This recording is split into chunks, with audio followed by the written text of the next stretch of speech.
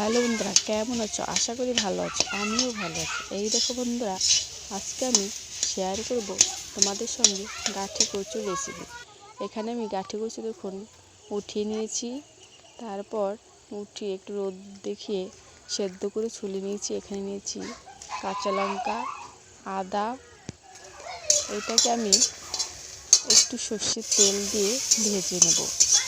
কে কে এই গাঠি কচু খেয়েছো বলবে প্লিজ কমেন্ট করে। খেতেও খুব অসম্ভব ভালো লাগবে। এবারে আমি তেল দিয়ে লঙ্কাটা ভেজে নিলাম। তারপর আমি জিরেটাও ভাজা হয়ে গেল, উঠিয়ে নিলাম।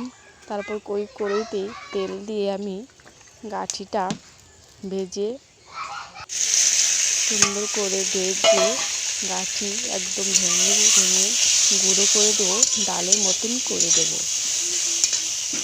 এইভাবে খেয়ে দেখবে বন্ধুরা, আশা করি খুব ভালো লাগে। তারপর স্বাদ মতন নুন হলুদ দিয়ে এই দেখুন বন্ধুরা, এইভাবে ভেঙে ভেঙে খুন্তি দিয়ে আমি নাড়াচাড়া করে ভেঙে দিচ্ছি। যেহেতু এটা সেদ্ধ করা, সেই জন্য কিছুক্ষণ পরে নামিয়ে আমি এটাকে নামিয়ে নিলাম। ফোড়ন দেবো। এখানে আমি ফোড়নের জন্য নিয়েছি শুকনো লঙ্কা, তেজপাতা আর মাছের মাথা।